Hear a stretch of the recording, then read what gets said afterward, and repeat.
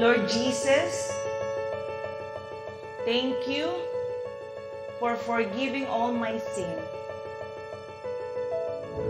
Thank you, Lord Jesus, for your love, dying on the cross.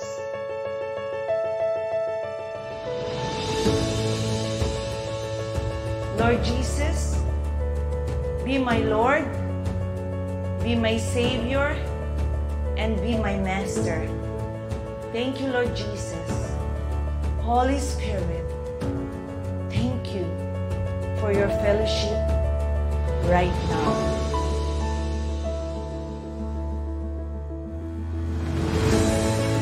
Because you are the God who create light and bring peace.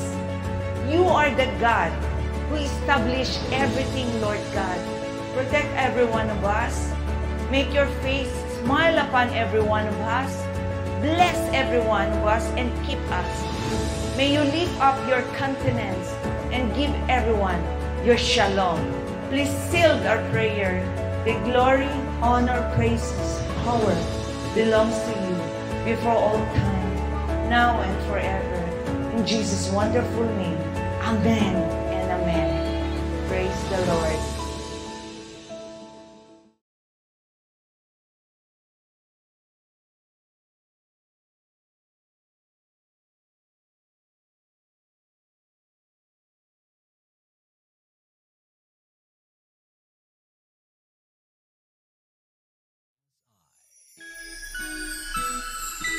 Informing and entertaining Filipinos since 1998. Energy, energy, energy, energy!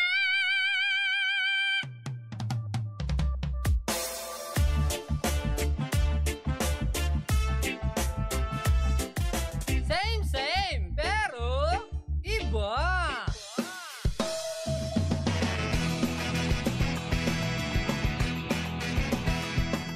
Same, pero iba.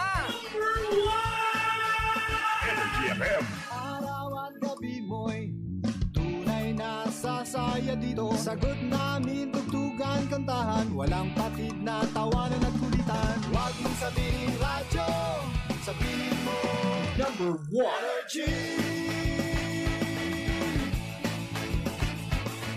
Ito ang number 1, 06.7 Energy FM.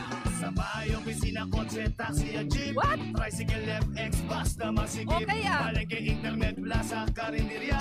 Energy FM, nagbibigay saya. Huwag mong sabihin radyo, sabihin mo Number 1. Energy. Pangga, energy kaibigan mo. Pangga, energy ang numero 1. Kagat tumango na at isigaw mo. Same, pero iba. Huwag mong sabihin radyo, sabihin mo Energy. Mga pangga, paalala lamang po, ang 106.7 Energy FM at ang programang Believable Stories ay hindi responsable sa mga opinyon o kwento na ibabahagi ng ating panauhin. Ang mga ito ay personal na pananaw at karanasan ng panauhin at hindi sumasalamin sa paninindigan ng estasyon o ng programa.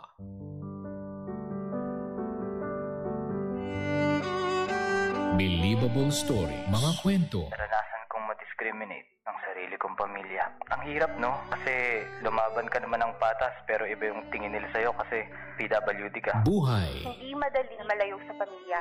Pero sa ikagiginhawa ng buhay nila, tinatagan ko yung loob ko. Pinangako ko sa sarili ko, anumang unosong dumating, ilalaban ko yung pangarap ko. At tagumpay. Bawat pait na dumaan, lahat yun, hindi ko na nararamdaman.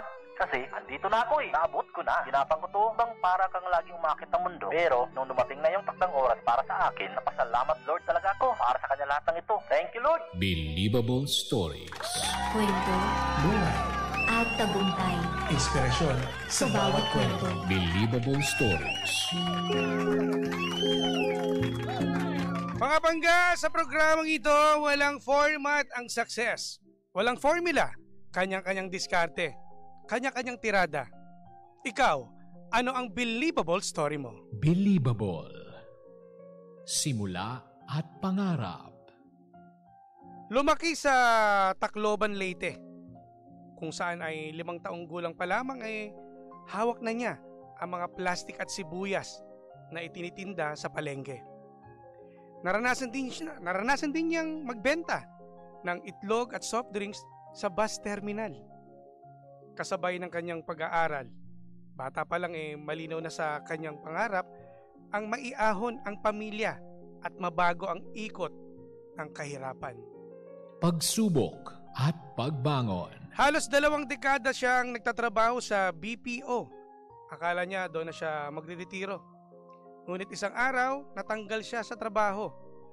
Para sa marami, katapusan na iyon. Pero para sa kanya, simula iyon ng bagong yugto. Ginamit niya ang sipag, tiyaga at pananampalataya para magsimula ng negosyo. Sa tulong ng Diyos at suporta ng pamilya, nakapagpatuloy siya sa laban at natutong mas lalo pang kumapit sa itaas. Tagumpay at inspirasyon. Malayo na ang narating niya ngayon. Mas may sariling kabuhayan, pamilya at maasahan. At pagkakataong makatulong din sa iba. Para sa kanya, ang anumang hirap ay kaya lampasan kapag inuuna ang Diyos at pinaghihirapan ang pangarap. Moto sa buhay. Ang moto, the best way to do it is to do it. Ibang klase, mga pangga. Mga kasama natin ngayon, syempre, sa bigkis ng kahirapan, umahon ng may kaunlaran. Josephine Cinco. Magandang hapon, Josephine. Hi po, good afternoon. Welcome to the show. Welcome po sa programang Believable Stories. Kamusta ka? I'm good po, thank you. Nilamig ka ba? Oo. Kamusta naman kamusta ang mga biyahe papunta dito? Maulan, tapos nandun yung faith na sana tuloy-tuloy yung biyahe. Kinakabahan din. Is this your first time, no? Sa ma-interview sa radyo? Kahapon na naman, sumama ka ba sa rally? Hindi po kailangan kumayod. At may mga kids. Totoo yan. Nakita mo naman yung mga mga nangyayari kahapon. Sobra. Lalo yung mga kabataan, no? Pinaglalaban, pero yung paghugas ng pinggan sa bahay, di magawa. Ay nako. Anyways, Josephine, tama ba Josephine kung tawagin? Ano bang mga code names ng mga kaibigan mo? Jo. Ayan. Sige, Jo. Eto na. Ikaw ay laking Leyte, Tacloban, no? Apo. Kwento mo naman ako, kamusta ang buhay niyo noon? Di naman kasi kami lumaking mayaman. As in, hirap talaga. Second family ako ng mom ko, ng nanay ko. So, nagising na ako sa hirap talaga ng buhay. So, what do you mean second family? May unang asawa yung mama ko po. Okay. So, may mga siblings pa ako. So, mag-isa lang ako sa pangalawang family. So, bunso, I'm pang 13. Pang 13 sa magkakapatid. And I'm the youngest. So, hirap din kasi 'di ba parang wala naman talaga kaming enough na pera. So, kailangan mag-struggle at magsikap talaga para So, at the age of 5, bata pa lang, ako, marunong na ako. Pupunta ako sa ninong ko na nagtitinda ng bigas, nanghihingi ako ng 10 pesos. Instead, nabibili ko ng candy, o kaya mga pagkain. Lugaw, ng champurado. Sa champurado sa probinsya kasi, tapos lalagyan mo lang ng konting gatas. 10 pesos yun. Ibinibili ko siya ng plastic bag para... Ako baka nagtitinda ka na? Ano ka na nun? Opo, titinda ko ng plastic bag. So, bibiling ko siya ng 1 peso, 2 pesos. Pag maliit ka, yung mga tao, pag meron silang binigay na 5 piso, kahit ang halaga... Wala na sukli. Wala na sukli.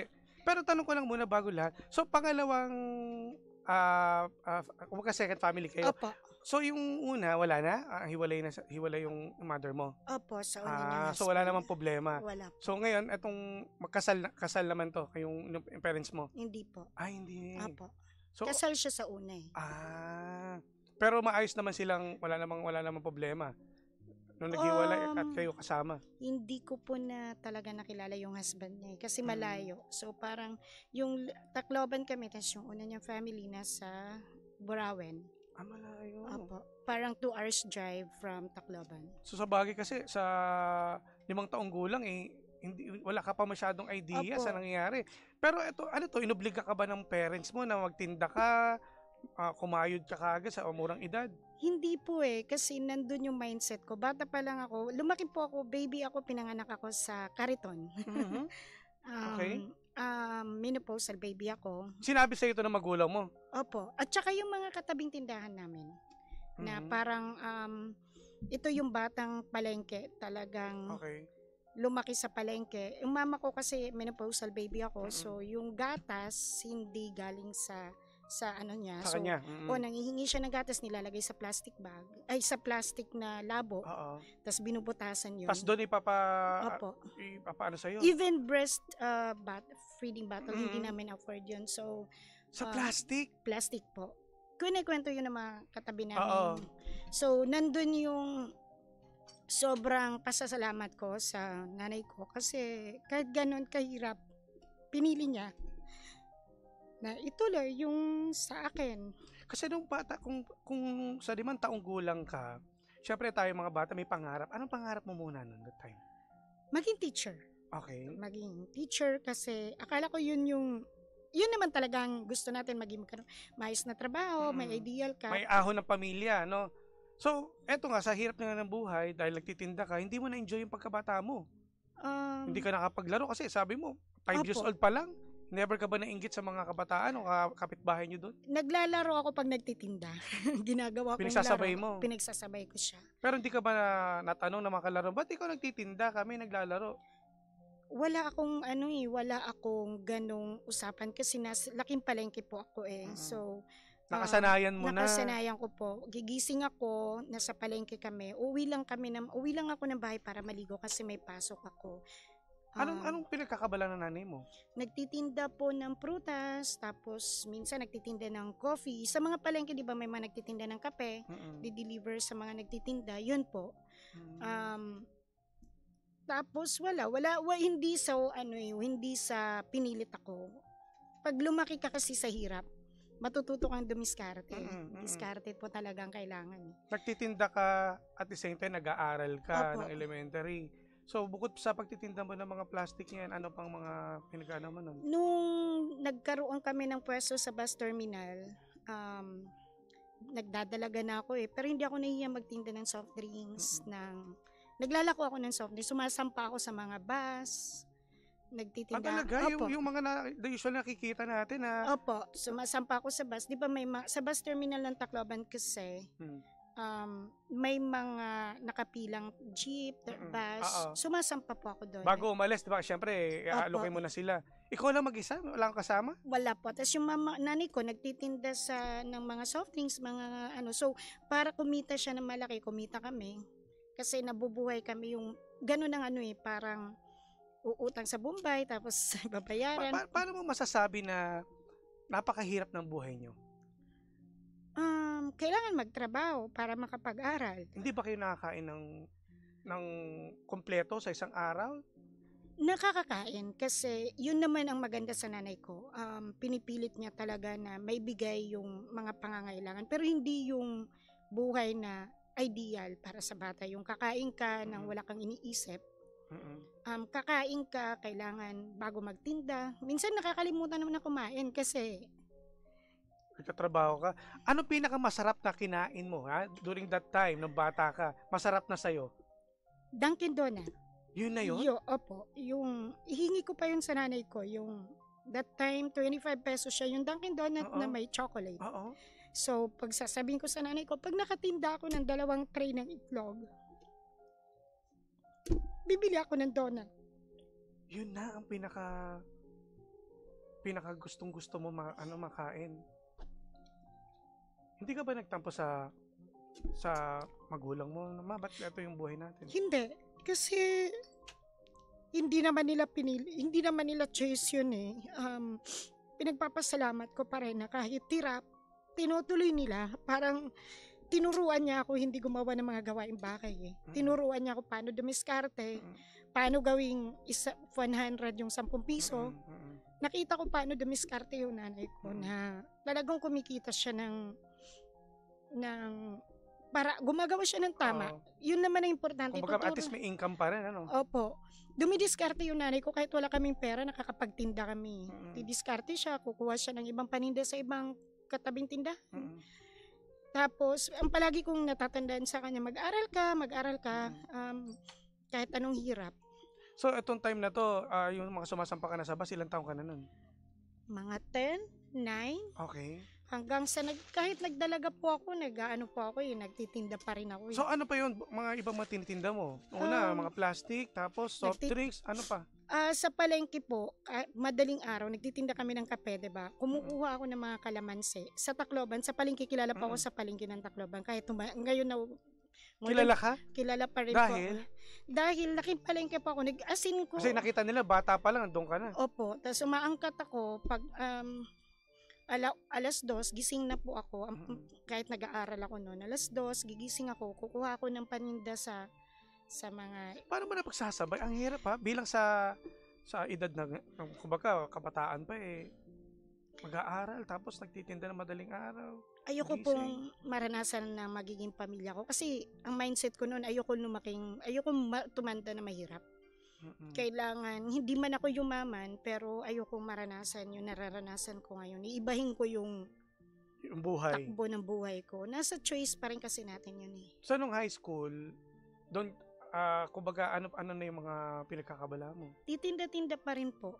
May mga instances pa nga, nagbabaon ako ng itlog, tapos binibenta ko sa mga classmate ko. So, paano yung baon mo sa eskwela lagi, araw-araw? Sarili mo ng pera? Dahil Opo, dahil yung nagtitinda kinikita ka? ko po, pinibigay ko sa nanay ko. Hindi niya po ako naging sakit sa ulo na hihingi ng baon.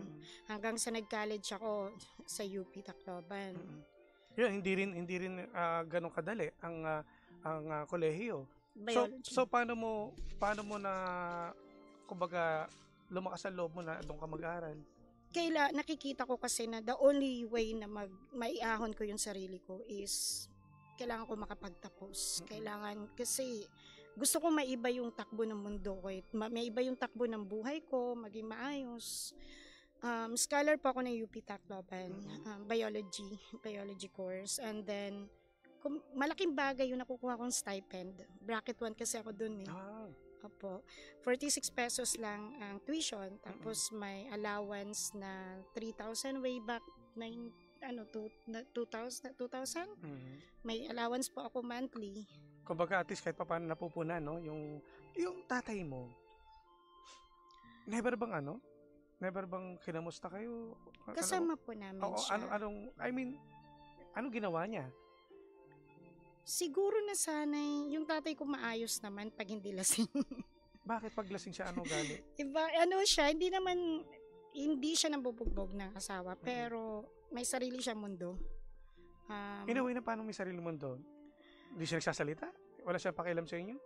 Opo, parang ganun. Nanay ko yung talagang, siya pa nga nagsasabi, wag ako mag-aral kasi babae naman daw ako. Nanay ko yung nagpupush na magtapos ako. Ang tatay mo nagsabi sa inyo yan? O narinig mo yan? Opo. Hindi ba sumama loob mo sa kanya? Hindi, kasi parang sa isip ko, may isip naman ng bawat tao, diba? Gusto mo maiba yung takbo ng mundo mo, then iibahin mo siya. Ikaw ang gagawa ng desisyon eh. Di naman kasalanan ng magulang na ganun sila eh. Ikaw bilang anak, may sarili kang paninindigan, sarili kang mindset. Ano bang pinagkakabalan ng father mo dati? Anong trabaho? Tinda-tinda din po. So kasama niyo rin? Opo, may reserve, nagtitinda siya ng mga live pig, yung mga tinitinda. Kasi uso yan sa probinsya, yung nililitsyon, tapos binibenta niya. Kumikita naman siya, pero sarili lang niya. Yung ba karamihan? Pang-alak? Nagkakapera ko pag lasing siya, saka ako nakakahingi sa kanya. Kasi na kinakausap mo siya na kumbaga galante kapag lasing. Opo. So during that time ito na nasa kolehiyo ka na, walang naitulong o naibigay sa iyo ang father mo? Alos lahat? Dahil sa sakripisyo pagtitinda mo? Sa nanay ko po, sa akin. At saka hindi nila ako problema kasi may allowance ako, tas naghahanap buhay din ako eh. Kaya siguro parang parang mindset ko noon is tatapusin ko yung pag-aaral ko kasi nandito na ako eh. Noong una, muntikan na ako mag-give up kasi ang hirap pagsabayin nung nag-aaral ka, nagtitinda ka sa palengke. Nag-aaral po ako, sir, sa palengke. sinasabay ko habang nagtitinda ako. Kaya marunong ako magbalat ng santol, Indian mango. Nagtitinda po. Kumbaga, alam mo na lahat ng mga diskarte. So, nakayanan mo. So, Kayanan naman po. wala bang dumating sa point na during college days mo, gusto mo nang bumitaw? O hinto, stop? Umabot ako sa point na ganun. Kaya nga napasali ako sa mga fraternity. So, sumali ka? Sumali pa ako ng fraternity. Kasi naghahanap na ako pag teenager kasi naghahanap ka ng belongingness. Oo, diba? yung mga Pero naisip ko lang, hindi ko naman sisirain ang buhay ng magulang ko, sisirain ko yung buhay ko eh. So, inayos ko yung pag-aaral ko. Kasi alam ko yun na magiging bridge ko para maging maayos ang buhay namin eh. Hindi naman ako nangangarap para sa sarili ko. Nakita ko yung buhay ng mga kapatid ko, buhay ng mga pamangking ko. Kaya sabi ko, paano pag tumanda si nanay, wala man lang PhilHealth, walang kahit anong insurance, kung hindi ako mag-aaral na mabuti, paano siya? So hanggang sa makapagtapos ka ng pag-aaral? Opo. Anong unang naging trabaho mo? Ang course mo ay biology? Opo. And so yung anong naging trabaho mo? Different path po ako eh. Ano nangyari? 2005, nag-apply ako ng Mercury. Pagka-graduate ko ng college, nag-apply ako sa Mercury Drugstore. Hindi ako pumasa kasi 20/20 vision yung hanap nila. So, nirefer nila ako ng Pacifica Agrivis Supply, which is sister company yun ng Mercury. Hindi ako, ang kaso, ina-assign ako ng Cebu. So, mapapalayo ka sa magulang mo? Sabi ko, instead na mag-Cebu ako, magmamasteral na lang ako. Na-offeran po ako ng tuition, free tuition ni Gloria. So, I just need to continue sa UP. Unfortunately, iba rin ang direction ng Diyos, sir. Nag-redirect siya sa akin. Pag naplatan kami, bus lang eh. Hindi namin afford. Inutang pa na nanay ko sa 5-6 yung pinamasahe ko pumunta dito. Talaga? Naplatan kami somewhere in Catbalogan. So, hindi ko po naabutan yung entrance exam. So, paano yan? So, nag-ano po ako na mag-work na lang. Pumunta ako sa kapatid ko sa Laguna. Nag-work ako ng Zesto Corp. Gumagawa ako ng mga backlogs, AR, account receivable. Okay. 6 months lang po ako doon nag-last. 212 pesos. Per day? Per day. Sapat? Hindi po. Nagtitinda nga po ako. Dumidiskarte pa po ako eh. Nung tapos ka na ng college, nagtitinda ka pa? Tinitinda mo nun? Habang nagtatrabaho ka? Opo. Anong tinitinda mo naman? Bumibili po ako sa Calamba Market ng mga sandwich, yung mga pwede sa mga painante. Mga pamerienda? Opo. Tago nga lang kasi may kantin ng Zesto eh. So, tago siya. Kumikita naman, ang weekly na nasisingil ko doon, yun ang ginagamit ko po pampadala sa nanay ko. So, tapos, 6 months hindi ka nagtagal, nag-resign ka? Natanggal po ako due to hindi na daw nila kailangan. Kasi parang 'di ba pag mga ganong company, may contract lang. Parang 6 months contract ka lang muna, ganon. So Opo. kumbaga hindi ka na nakabalik ulit? Hindi na po. Ano na nangyari? Lipat ako ng San Pablo. Nagstay ako sa kapatid ko doon and I stayed there for ilang buwan din na walang sinasahod. Tapos nakita ko kahit family, minsan mararanasan mo yung pinaka-worst. Nung ko naranasan na kahit ka mag-anak, mahirapan ka talaga. As in, parang kailangan mo patunayan sa sarili mo, tumulong kung hindi ka makakain. Natanggihan ka ba ng kamag-anak niyo? Doon ko nakita yung ref na may susi. Talaga? So, anong nasa isip mo that time?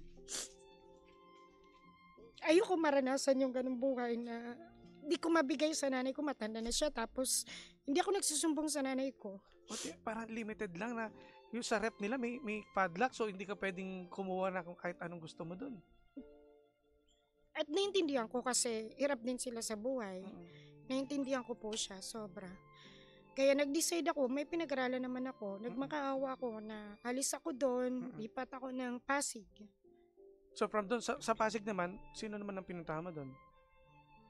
Kamag-anak nung hipag ko, pero hindi ako nagstay doon. Naranasan ko tumira nakitira na nagtatago kasi caretaker lang sila. So parang palihim lang. Okay. So, So mas lalong mahirap kasi imagine mo, nandun ka na sa may padlock na rep tapos ngayon naman hindi ka pwedeng makita mismo ng mga tao doon. Gaano kahirap ang pagtatago mo na parang mahirap. Kaya hindi pa ako makapaghanap ng work. So, nag-decide ako na tulungan nyo naman ako makahanap ng kahit maliit na room. So, sobrang liit. At kung gusto mo talaga, gusto mo di ba? Naghanap ako ng work na, sir, wala akong requirements. Ang hawak ko lang, diploma lang. Pinag-aralan ko lang. Lakas lang ng loob. Maliit lang na apartment. Mas malaki pa ang CR ko ngayon kaysa sa tinitirang ko dati. So, pinagtyagaan mo? Pinagtyagaan, 125 pesos per day. Per day? Collection agency. So, okay na yun kahit papaano sa'yo? Makasurvive man lang ako. Kasi ang iniisip ko nun, pag naka-survive ako, makakahanap ako ng ibang work. Kasi hindi ko pa po alam naman nila. Oo, kasi maninibago ka pa Tapos ang dami pang, kumbaga, sa mismo kamag-anak, naranasan mo yung hindi maayos sa pagtanggap, So, ano na ngayon? Trabaho na nung kumuha ka ng sariling parang bed spacer? Nag-collection agency po ako. 125 pesos ang sahod. Per day. Per day, okay. Opo. Nagmakaawa ko sa manager, nag-interview sa akin. Bakit? Kasi wala pa ako requirements Wala ko yung police clearance, wala pong ganun. Paano buti pumayag siya? Sabi ko, wala po talaga akong pera. Sinabi ko na nakatira ako ngayon sa isang maliit lang na apartment. Bigyan lang ako ng opportunity. Tapos pag nakasahod ako, i-complete ko yung requirements. Okay. Nakita naman po nila yung record ko. Yung diploma ko, yung ID ko sa UP. Kasi hindi ko pa nasauli yung ID ko sa UP. So yun. Pumayag naman? Naawa siya kasi may sakit siya, may ganun senaryo pala siya. Dati ganun din ang naging buhay pala niya. So nakarelate siya sa nangyayari sa'yo? Ay, thank you pala, sir. Alam ko na. Mamaya shoutout mo yan. So after doon, tumagal ka naman sa trabaho? Di kaya ng sahod, sir. Kasi hindi nga ako kumakain ng lunch dun Bumibili lang, alam mo yung malalaking tinapay sa mga Pasig sa mga palengke. Yung sa mga bakery. 8 pesos lang na dati nun Nilalakad ko yung Centennial Pasig Centennial 2 palengke.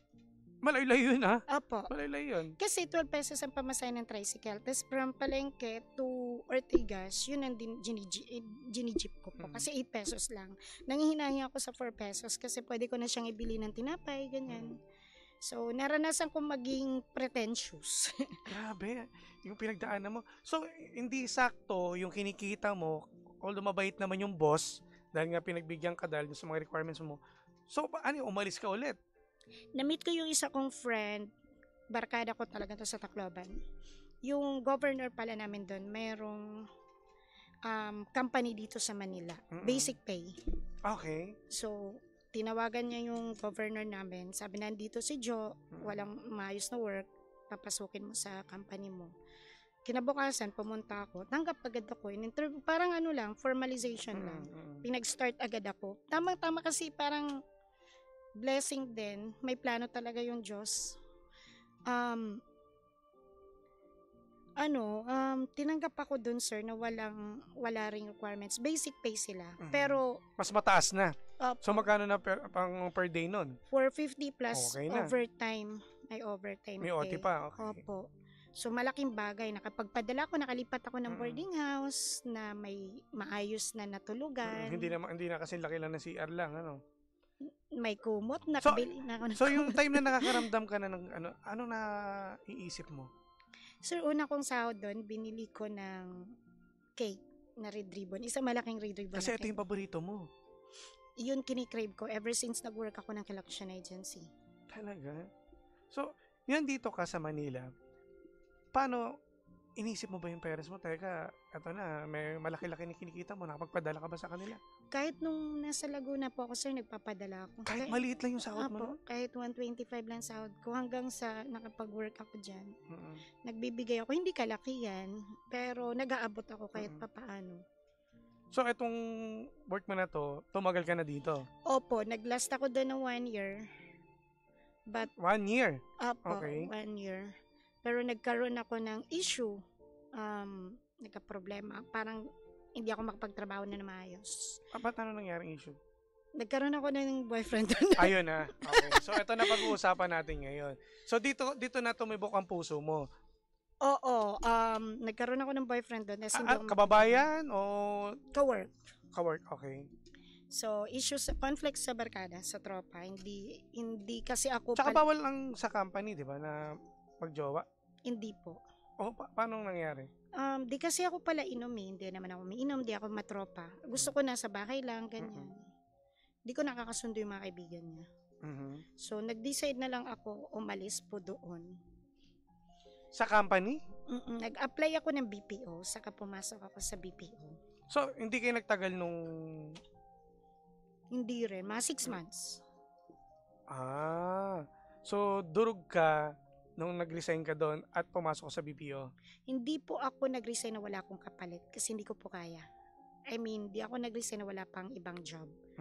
Nag-file ako ng leave ng 1 linggo. Nag-apply ako ng iba. Ito yung sa BPO na? Opo, sa EGS dati. So nag-work ako ng EGS hanggang sa... Ito yung first call center, first BPO officer. Nag-last ako ng 19 years. 19 years? Grabe, tagal. So, bakit maganda ang salary? Yes, nakapag-travel ako abroad kasi may sales account siya. Tumaas na rin yung position mo, malamang. Agent po ako ng 6 years. Pero na-travel ko po, napuntahan ko yung Boracay, halos lahat Boracay, Cebu, kasi may mga pa-incentives sila. Nakakaipon ako ng konti kasi may mga pa-appliances, ganon. So, dito na nabubuo yung pangarap mo? Opo. Nung nasa BPO ka na. So, ano na yung mga na ano ba dito, na ipon mo, saan napunta na? No more love life? That time? Mayroon naman na as in, parang palagi may redirection ng buhay ko eh. Pag nag-failed ako sa isa, mayroong redirection talaga na mas maganda. Nagkaroon ako ng boyfriend dyan. Tapos... So, 19 years yan eh, sa BPO, na pagiging BPO mo. Kasama mo rin? Opo, pero mabilis lang kami 6 months. Tapos nung naghiwalay kami, yun yung 2006, 2007. Uso yung mga landline, di ba? Yung phone pal. Yun na. So, doon mo siya nakilala? Yung tatay ng mga kids ko po. So, bakit yan sa bagay, BPO eh, call center. So, bakit naisipan mong mag-ganon sa telepono? Nung nasa BPO na po ako, afford ko na po mag-apartment. So, mga kasama ko sa apartment is mga ka-work ko. 4 kami. Tapos nag-avail kayo ng landline? May landline po yung isa kong, kumuha siya ng landline. Tapos pag nagiinuman sila, mahilig sila magtatatawag. Oo, sa bagay, uso pa that time yan eh. Yung mga phone pa, may mga crossline pa eh. Okay, so doon, paano nagsimula? Paano mo nakilala tong tatay ng anak mo? Nakausap nila, kaso parang gusto nila ma-meet hanggang sa pumunta kasi estudyante ito pumunta sa Grand Eyeball. May EB pa, okay. Okay, mga eyeball pa nun. Okay. So yun, nakilala ko siya. Maayos naman, maayos na tao, ganyan. Ayun, so 10 years din. 10 years ata, 9 years. So sa 10 years na yon, live-in kayo? After 5 years, nabuntis ako ng hindi plano. Okay. Tapos... nagsasama kayo na nun? Or opo. After 5 years na sa relasyon. Okay. Opo. Tapos nag-decide kami. Nung nalaman na buntis, saka kami nag-decide na magsama sa kanila, sa bahay nila. Kasi may baby na. Tapos BPO ako, wala naman magbabantay. So yun. Naging 2 yung kids. Pero sometimes you have to make difficult decisions para sa mga bata. Kasi ayoko matulad sila sa akin. Kasi nga, di ba, yung pinagdaanan mo. So, kamusta ang buhay mo doon? Maayos naman po, pero gusto ko kasi may pangarap para sa mga anak ko. Ayokong parang history repeats itself. Sabi nga ng nanay ko, inuulit ko yung kwento niya sa buhay ko. So, ayun, nag-decide na maayos naman. Nag-decide ako na umiwalay kasi sir, agent ako for 5 years. Tapos, na-promote akong team leader. Wala pa rin. Imagine mo, nagtitinda ako ng team manager na po ako. Kumu-commission ako. Malaki na sa salary mo nun? Opo, malaki-laki na rin kahit papaano. Pero nagtitinda pa rin po ako ng itlog, sandwich. Hindi na talaga naalis? Bakit? As in, hindi na sapat? Opo, kasi dalawa yung kids ko, tapos yung nanay ko, pinapadalan ko pa. Ba't yung father ng mga anak mo? Masaya na siya sa ganun sahod niya. So wala siya nabibigay? Nagbibigay, pero may mga Hindi hindi sapat. sapat po. So, naghiwalay kayo ng maayos. Opo. May ibang family na siya? Opo, kasal na siya ngayon. Ikaw? Hindi po. So, single mom? Opo. Okay. So, paano mo na kaya? At Kailangan, saka paano yung usapan ninyo na sustento doon ng tatay sa mga bata? dahil sa father niya, sa late father niya, kaya hindi niya nakita yung mga kids. Nung umalis kami, nag-rent kami, sir, for how many years nagre-rent ako. Kaya nag-decide na rin. After kasi yung, di ba, nagkaroon ng Yolanda ang Tacloban. Yung nanay ko pumunta dito. Yun na naging wake-up call ko eh. Nanay ko mismo nagsabi, for how many years hindi kanya inalok ng kasal. Tapos, Yun nga, bakit? Hindi ko po alam. So, yun na yung nagpalakas ng decision mo na, teka, hindi na yata to tama. So, nakipag-iwalay ka na talaga. Oo, umiwalay talaga ako, sir. Mabigat, pero kasi nakita kong gano'n siya kamahal ang mga anak ko eh. Pag nanay ka, ang pinakamasakit palagi kung ano nakakasakit sa mga anak mo eh. Pero, kailangan ko rin magdesisyon kasi kung hindi ako magdi-decide, parang sabi ko, may mabigat eh. Ako believer kasi pag may mabigat kang kasama, kahit anong gawin mong sipag. Nagtitinda ako ng, imagine mo, nagtitinda ako ng sandwich, itlog, barbecue sa office. Papasok ako ng maaga para lang, para bumili ng barbecue sa Baliwag kasi titinda ko sa office. Para lang may extra. So ito, yung time nito, gaano kahirap naman ang pagsubok? Kasi, ang hirap niya na maging single mom. Tapos lalo yung mga bata, lumalaki. Nangupahan kayo ulit nun, di ba? Kasi, dati nakatira kayo dun sa... Actually, lumipat kami, sir, nung lumaki-laki na yung panganay ko, na mga nasa 3 years old na. Na-explain nyo naman sa kanila na maayos ng paghiwalay nyo mag-asawa? Baby, 6 months pa lang po yung bunso ko nung humiwalay ako eh. 6 months? So, paano mo siya na-explain nung kayo na lumalaki na? Mahirap siya, sir, kasi yung panganay ko parang hindi niya naiintindihan. Parang sa kanya is I made the wrong decision, ganyan. Pero in-explain ko na uulit ang kwento na buhay ko at ayokong dumating. Sabi ko, anak, ang tagal na, hanggang ngayon wala tayong bahay, walang ganyan. So, 2016, 2017, sir, 2017, nang bumalik ako galing Panama, pinadala kasi ako ng Alorica ng Panama for how many months. May pera ako na konti. Doon na nagsimula, nakakaipon ka na. Bumili pa ako, nagkuha ko ng bahay sa Pag-ibig, sa Villaroma 7.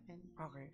So, doon nagsimula. Nangarap na, babae kasi yung mga kids ko eh. So, ayokong dumating yung point na maranasan nila yung naranasan ko. Diba? Kasi, ganun kahirap. Hindi biro, ano? So, saan na nagsimula? So, i-fast forward natin. So, paano ka na napunta sa... business? Oo.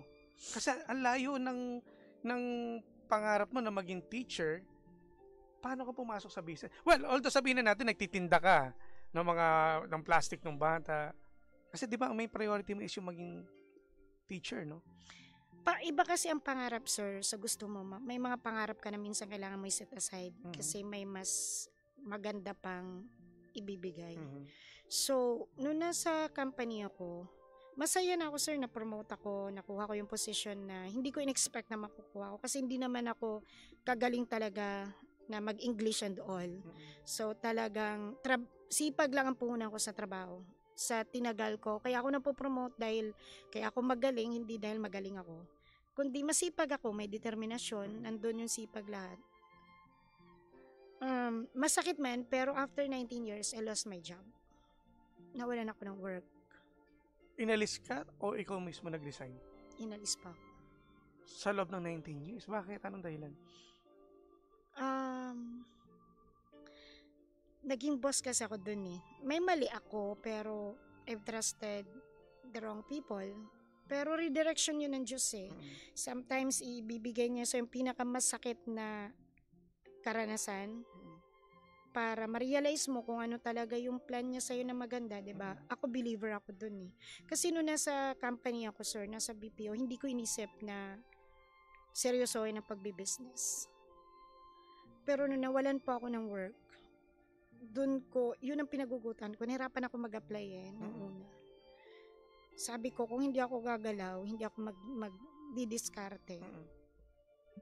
Wala ko ipapakain sa mga anak ko. Nagbabayad pa ako ng monthly ng bahay. Tapos yung mga anak ko, nag-aaral. May naipon ka na niyan. Medyo malaki-laki na. Kasi kung magbibusiness ka, hindi kailangan ng malaking kapital dyan. Yung ito pa yung pinakamasakit, sir. Nag-sign ako ng franchise sa restaurant ko ngayon. Kinabukasan na terminate ako. Dahil? Yun, nag-sign ako ng contract sa resto ko.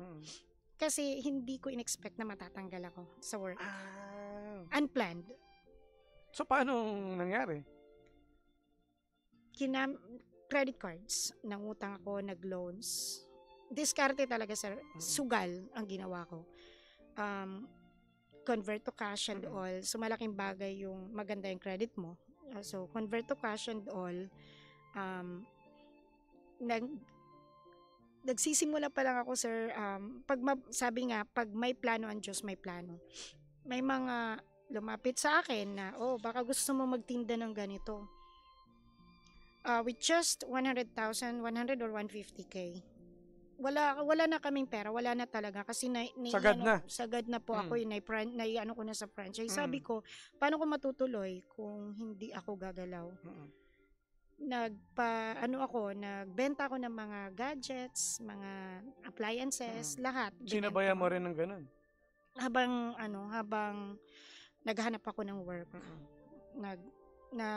Nagpo-posting ako sa Facebook ko ng mga madaming nag-i-inquire, may mga bumibili. Ayun.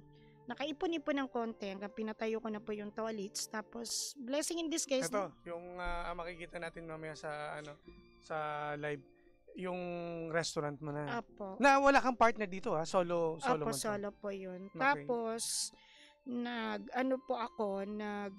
tinda-tinda pa rin. Parang posting lang sa online. Ano yung mga tinitinda mo? Kung ano-ano, tsokolate. Parang out of kumbaga yung direction mo kasi nasa restaurant tapos tsokolate, kung ano-ano. Gadget. Ang hirap na. Ang hirap pero wala kung saan ang pera, sir, doon ako. Kung saan ako kikita Never ka bang nalito? Never mo bang napabayaan yung restaurant mo? Tapos, anong diskarte? Kailangan mo lang pusuan yun. Palagi ako pupusuan mo yan. At saka, isipin mo kung saan ka nagsimula. Pag ganun kasing inisip mo, every penny counts. So, isipin mo, pag hindi ako nagtago at hindi ako dumiskarte, babalik na naman ako sa simula. Pinapasok kung anong pwedeng ibenta. Pag nakita ko, pwede to. Nakita ko siya. Ibebenta ko siya. Ipoposting ko. Pag may nagalok, baka gusto mo magbenta ng ganito. Mayroon ako. Tatanungin ko yung price, tapos i-check ko sa mall. Pag chinek ko na mas mababa, ibabato ko na siya sa posting. Madami nag-i-inquire. Nakakuha ako ng supplier ng mga cellphones, ng mga laptops.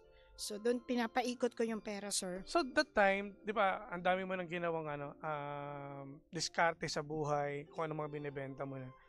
Sa paano para mo masasabi na, eto na, medyo nagbo-boom na ako. Kumikita na ako ng malaki. Yung hindi mo iniisip kung na may kita ka, kasi priority mo yung sahod ng mga tao mo. Priority mo yung cash advances nila. Kahit wala kang kinikita, nakikita mo na may mga tao ka napapasahuran. Yun ko masasabi. Kasi sabi ko nga, may financial freedom na. Kasi hindi mo na inisip na kailangan kong mag-close ng ganito kasi wala akong kinikita. Nandun na siya Parang inisip ko, andito na ako mayroon akong way to help. Kasi unang-una, hindi na siya yung tipo ng katulad dati na talagang tight. Nung nasabi ko, ito na siya. Maano lang, sir, parang napakabait lang talaga ng Diyos. Iba talaga siya magplano. Sobrang iba. So, itong, di ba, nagkaroon ka ng resto, may sumunod pa na iba kang tinayo na business na? Opo, car rentals. Kumbaga, okay. Nagkaroon ako car rentals, tapos nakakuha ko ng condo na pinapa-Airbnb ko rin. Tapos, may mga apartments na rin. Di man madami, pero may mga bahay na ako na nabili tapos pinaparentahan. Without, walang ibang tulong ng dati yung tatay ng mga anak mo? Ikaw lang ito? Nagbibigay naman siya kahit paano Pero sa mga para sa mga kids. bata, oo. Pero I mean, etong mga narating mo na hindi biro. Tingnan mo, imagine, yung cake. Hirap na hirap kang kainin yung cake. Ngayon, ang dami na mga na-invest ka. Totoo, sir. Sobra. Paano yung mga magulang mo? Yung tatay ko namatay siya, sir, 2015. 2016. Naranasan ba nila yung kaginawahan mo na? Opo, papagawa ko ng bahay ng nanay ko. Tapos, tatawag na lang siya. Wala na siyang ginagawa. Tatawag na lang siya pag gusto niyang kulang na yung grocery niya. Hindi yung naubos, kulang. Pag sinabing, ito na lang lulutuin ko, ito na lang ang ano ko. Hindi yung ubos na, saka siya, hindi ganun. Parang, nasa bahay na lang siya. Wow. So sa lahat ng mga na kumbaga nagsimula ka sa yung talagang hirap, yung hindi biro eh. 'Di ba? Ano ba? 5 years old ka pa lang. Ngayon narating mo na itong mga pangarap mo. Hindi man naging teacher, pero sobra-sobra eh. Anong natutunan mo sa mga nangyari sa iyong buhay simula nung bata ka? Susugal ka palagi. Huwag ka matakot pag yun yung isa kong pag pinasok mo yung isang bagay, hindi yun, parang hindi siya, parang hindi siya accident, sir. Talagang planned siya. Na-realize ko yun na nawalan ako ng work, sir. Planado yung buhay ko eh. Mapopromote ako, magganitong sahod. Pero iba yung plano ng Diyos. So, bawat tao na namimit mo, meron siyang bibigay either lesson, sakit, or lesson, or bibigyan kanila ng magiging long-lasting ang friendship. May mga ganun. Meron din naman ibibigay sa'yo na maganda sa una, pero magiging lesson lang sila para maging maayos ang buhay mo. Palagi ang ko yun is hindi ako natatakot na sumugal. Pag sinabi ko maganda to, kikita ako kahit piso lang, kahit 1,000. Pinapatos ko siya talaga, sure. Kasi pag natakot ako, hindi ako mag-grow. Kasi yun lang way eh. And luckily, na-meet ko yun sila Jason, diba? They are blessing in disguise. Napasok namin yung tracking. So, ito na rin, isa na rin to sa business mo. Opo. Luckily, may 3 truck na po kami. Wow! Ganda na ng buhay nyo ngayon. Mabait ang Diyos, sir. Magtiwala ka lang palagi. At hindi biro as a single mom, no? Na hindi ka bumitaw. Lalo na ngayon, natupad na yung pangarap mo. Ang mother mo ay nandito pa? Nasa Tacloban po. So, yung father mo ay... Patay na po. Okay. So, anong masasabi mo ngayon sa father mo na kahit hindi man na siya kasama ngayon, nakikita yung kaginawa ng buhay niyo? Nagpapasalamat ako sa kanya, sir, kasi parang kung hindi ko nakita yung realidad ng buhay, siguro pa-chill-chill lang ako ngayon. Nakita ko kasi as an early age kung gaano kahirap ang buhay. Kaitan naman alam kong hindi siya good husband, pero he is trying. At hindi ko papabayaan ang nanay ko kahit anong mangyari. Never ka nagalit sa kanya? Nagtampo? Nagtampo siguro, sir. Normal naman yun eh. Nagtampo ako kasi parang walang support eh. Pero meron talagang reason kung bakit. Siguro hindi lang siya yung tipong showy. Alam mo naman mga lalaki. Opo. Pero alam ko gusto rin niya. Kasi nung nakakapag-work na ako na maayos, sir, proud na proud siya eh. Nang umuwi ako ng Tacloban, super proud siya. Napatawad mo na siya? Matagal na, sir. Tsaka hindi naman ako nagkaroon ng sama ng loob sa kanya. Tampo siguro, pero yung... Nawala na? Opo. Never ako nagkaroon sa kanya ng galit. Tampo siguro na... Pero kung babalikan ko, hindi ko ipagpapalit kung ano man ang naranasan ko. Kasi alam kong kaya ako naging ganito dahil nga sa ugat eh. At an early age. Natuto ka. Sa nanay mo? Ngayon, proud na proud yun. Ako, yung cake, baka kahit 1 dosenang cake na ibigay mo sa kanya o makain niyo. Ano pinakamasarap na talagang naibigay mo sa mother mo na talagang niregalo mo sa kanya sa probinsya? Ang tuwang-tuwa siya, sir, yung money cake. Hindi niya expected yun. Oh, kasi ang normal cake lang alam niya that time. Okay. Money cake. Tapos, lahat ng kailangan niya ngayon, pinagawa ko yung bahay niya nung Andun na. umuwi kami. Opo. Ano mensahe mo sa kanya? Di ko siya pababayaan. Mahal na mahal ko siya eh. Kung gaano ko kamahal mga anak ko, ganun din siya eh. Minsan, pag may mga bagay, pinipilit ko yung pumunta dito na minsan pinag-aawayan na namin eh. Pero ganun talaga atang matanda eh. Kung saan sila tumanda, doon talaga sila. Di ko siya pababayaan. Kahit mabigat, kahit mahirap, iaano ko talaga na mabigay yung mga kailangan niya, sir. Yung bagay, yung time na kasama mo siya dati sa terminal, nagtitinda ka nag-aalok ka ng mga soft drinks at ano. Yun ang pala yung training no? Training grounds ko. Kaya nakayanan ko na nagpunta ko naman nila, walang pera. Kasi sanay naman ako eh. Sanay ako sa wala. Sa mga anak mo, ano mensahe mo sa kanila? Bibigay ko yung buhay na hindi ko naranasan before. Kaya nga nagpipilit ako na ibigay yung mga hindi ko nakuha ng bata, sir. Hindi ko ipaparanas. Gagawin ko talaga lahat na hindi nila maranasan yung hirap ng, hindi dahil gusto ko sila maging weak or what. Bilang nanay, yun naman talagang gusto natin eh, di ba?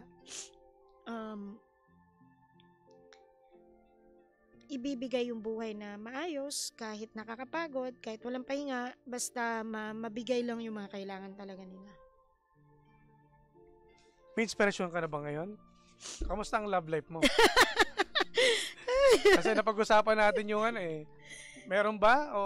Mayroon palagi yan, sir. May special. May special. At dahil sa kanya... Masaya ka naman ngayon? Opo, sir. Dahil sa kanya din naman siya din ang naging reason kung ba't ako nag-grow. We are the good side and the bad side. Dahil sa kanya, kaya ako nakapag-start din, nakalalay siya palagi. My first puhunan is galing din naman sa kanya. Nakasuporta naman, sobrang, kung ano man ang mayroon ako ngayon, hindi ko na yun ipagpapalit. Ano mensahe mo sa kanya? Hindi ko na alam kung sino kasi malay natin nanonood, nakikinig. Anong mensahe mo sa kanya na hindi ka iniwan? Sobrang thank you. Sobrang thank you. Hindi, kasi ako sir hindi ako yung tipo ng showy or what. Dragon ako kung dragon. Pero hindi ko ipagpapalit naman meron kami ngayon. Sobrang pasasalamat ko sa kanya na hindi niya ako binitawan sa mga times na durog ako eh. Thank you din sa pagtanggap sa mga kids ko and all. Yun lang. Last na lang. Sa mga single mom na nangangarap, anong mensahe mo sa kanila? Isipin palagi ang mga anak. Kasi pag mga anak mong inisip mo, talagang ibibigay mo yung best mo eh.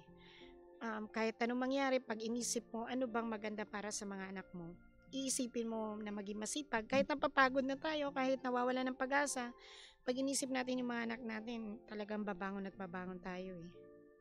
Gagawin natin lahat. No? Yes po. Kahit mahirap. Ay, grabe.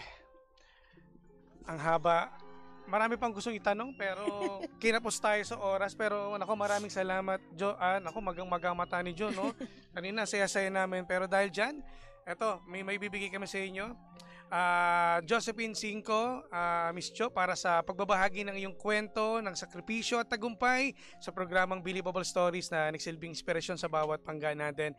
At ito, binibigay po namin sa iyo ngayon pong September 22, 2025. Ganap na alas 4 po ng hapon dito po mismo sa 3rd floor po ng E-Square Building, San Juan, Metro Manila. Para po sa inyo. Sir.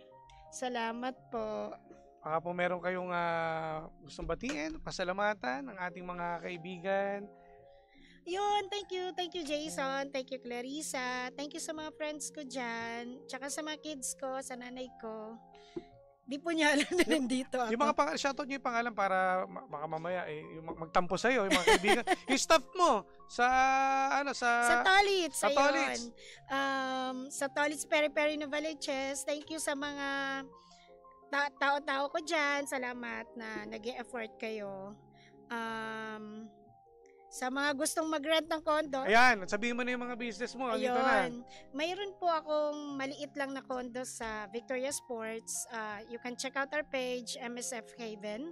Gusto nyo po rin ng mga van at saka rentals ng car. Mayroon din po kaming MSF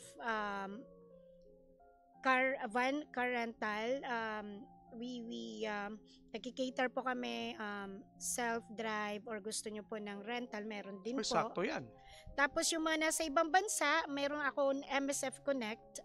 Yung MSF Connect is actually kung gusto nyo magpadala, magpabili ng mga items dito kasi papadala, flowers and all, pwede po namin i-cater yon. Tapos yung condo ko po, MSF Haven, you can check it out. Pwede po kayo mag-inquire.